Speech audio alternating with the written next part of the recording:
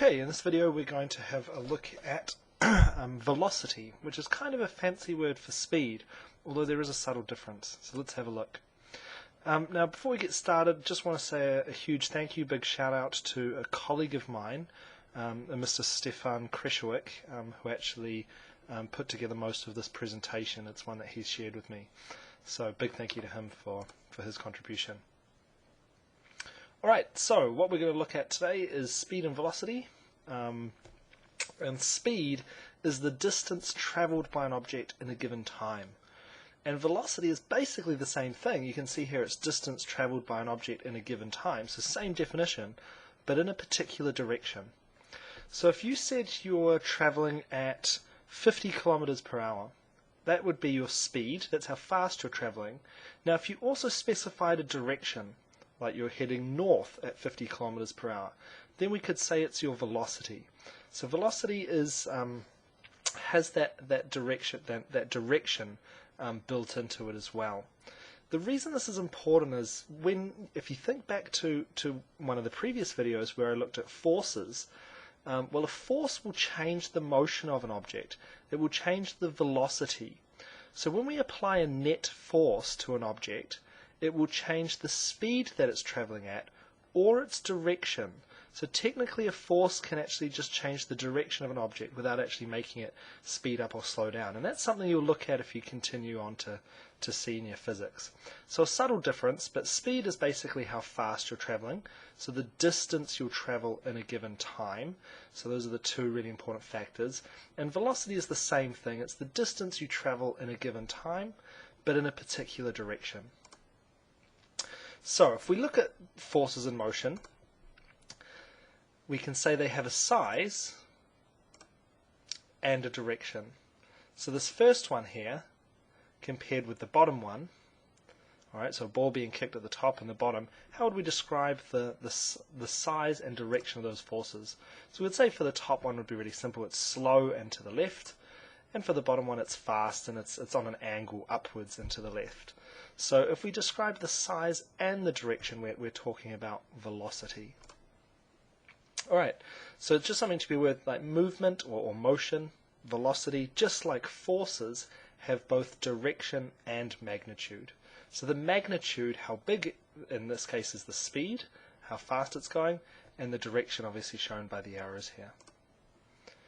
Okay, so for this reason we can actually say velocity or speed is a vector. What does that mean? A vector is just any property, like a force, for instance, that has both magnitude and direction, where we can specify a size but also a direction to it. And if it's got a particular direction to it, we can do some fancy things with a bit of maths. We can split often it into components. So for instance, if you're traveling in a plane at 650 kilometers per hour at a certain angle, well, the speed you're covering across the ground, your relative ground speed, might not be quite as fast, because part of the speed is essentially making you go up and part of it's making you go across. We can actually split it into those components. Now you won't be expected to do this in NCEA level 1, but something just to maybe be aware of, that we can actually split forces or velocity into components. So a plane flying up on an angle like this, well, part of its speed is going across and part of its speed is essentially upwards. Alright, so let's have a little bit more closer look at this word velocity. So it's how fast something is moving in a particular direction. Now to work out the velocity, so if we look at the soccer ball, to work out the velocity, we need to measure two things. So what do you think those are? Well, we need to measure the distance it's travelled, and we need to measure the time it takes, the time taken. And that makes sense. Think about you and I running a race. So if we wanted to look at, running a race and compare who's the fastest, compare our speeds, well, we'd need to make sure we were running the same distance so that it was fair, and we'd need to measure the time. Alternatively, we could both just run for a minute and see who had gone further. Would also give us an indication of who was the fastest. Alright, so objectives, we'll just skip over that. Alright, so the formula for speed is the distance travelled in meters divided by the time taken in seconds. So it's the meters per second, and that's our unit here. Now, something to be aware of, there's actually two ways to write meters per second. You can do it like this, meters/seconds, or you can, we tend to often do it like this now. So you'll probably see this is the more common format now. Meters per second is a ms with a little -1. Is saying the same thing as meters divided by seconds. So both of these are acceptable. You've got meters per second here, and this also means meters per second. Now, let's just look at that really quickly. It kind of makes total sense if you really think about it. So the distance travelled, well, obviously if we make this top number bigger, so think about it, in terms of a maths, if we use a bigger number on top here, we'll get a bigger speed. And that makes sense. Think about me and you running again. If you cover a larger distance in the same amount of time, if you cover a bigger distance, you are obviously going faster. However, time is underneath. It's a divide by. So if we make the number on the bottom here bigger, and you can try this, just plug in some random numbers. If you make the number on the bottom here bigger, you obviously get a smaller velocity, a smaller speed. And that makes sense. We're basically just saying that if I take longer than you to run a 100-meter sprint, if my time is bigger, I was actually going slower. I've got less speed. Alright, so there we go, there's the alternative, it was actually on there. Alright, so we can simplify this formula to v equals dt. Now sometimes you'll see it with little triangles next to the d and the t. So whenever you see a little triangle like this, just literally sort of a triangle next to it like that, the triangle, well, that was not a great triangle, but the triangles just mean a change in. So the velocity, it's actually a change in the distance divided by a change in time. Alright, let's carry on. So we can put this into a triangle. So remember, whatever values, if you've only got three sort of factors, whatever one's on top goes in the top of your triangle. If there wasn't any of them on top, then it's the first one that would go in the top of the triangle. So here we've got D on top, so it goes in the top of the triangle. So we can use this triangle to obviously rearrange the equation and do a few calculations. And we're going to do a couple of practice ones right now.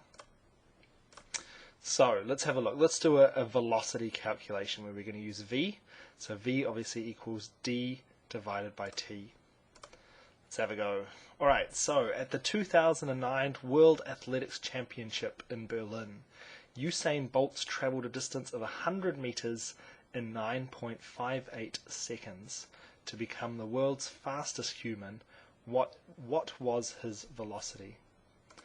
So we go velocity equals distance over time. So we do the formula, plug in the numbers, so that's our working, and we get an answer. So in this case, that's 10.4 meters per second. And notice we need that unit in there, meters per second. Alright, so there's the triangle we've used. Velocity. To work out velocity, we take the distance divided by the time.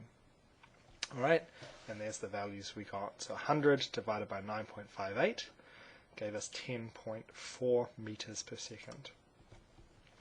Now the question is, did Bolt travel at a velocity of 10.4 meters per second for every second of the race? So do you think he was doing the same speed throughout the entire race?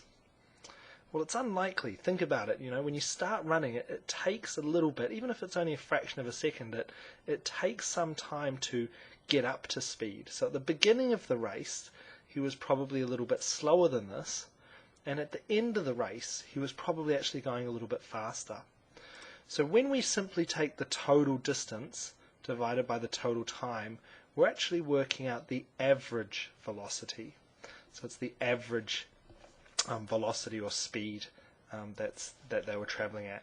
So he, like I said, at the beginning of the race he probably would have been a little bit slower than this, and by the end of it he probably would have actually been going a little bit faster. Alright, so just a note about the units here. We've got velocity, our standard units are meters per second, meters divided by seconds.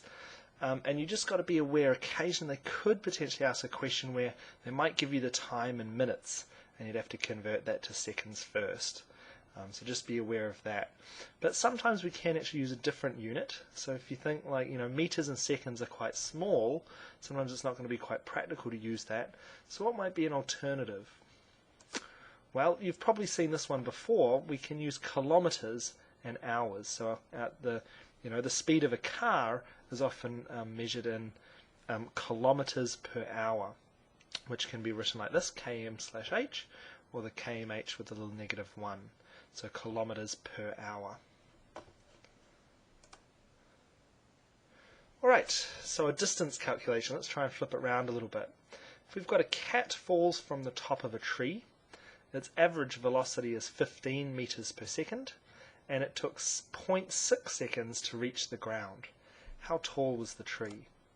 Well, this time we take our formula, velocity equals distance over time, and we rearrange it, or we use our triangle. Now if d is in the top of the triangle, it will be distance equals velocity times time.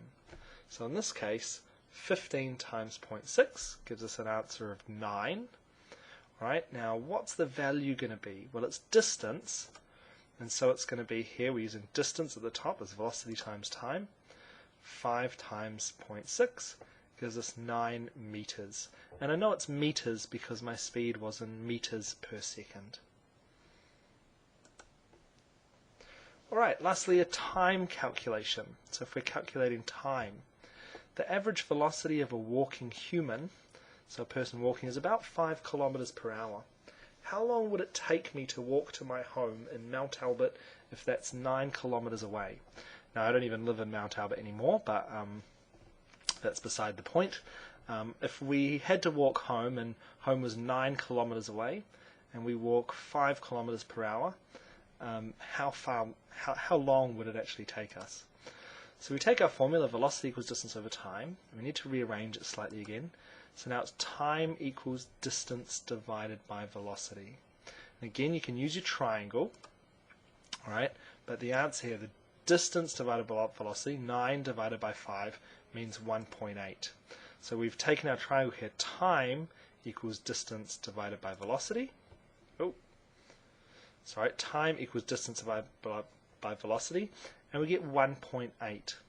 Now what would the value for this be though? 1.8 what? It's a time value, so you think it could be seconds or minutes or hours. Well, in this case we've got kilometers per hour, and our distance was kilometers, so it's obviously going to be in hours. And this is what you've got to be careful of. Just if you're doing a calculation, just check that your three values actually match up. So if we've got kilometers for distance, hours for time, the speed's obviously going to be in kilometers per hour. Or if we had meters for our distance and seconds per time, our distance is in meters per second. And sometimes you might have to convert one of those. Like they might say you were walking for a minute, and you might have to convert that to 60 seconds in order to actually, have those matching units. So one thing just to be aware of here, if it's 1.8 hours, if we've got 1.8 hours, is that 1 hour and 80 minutes?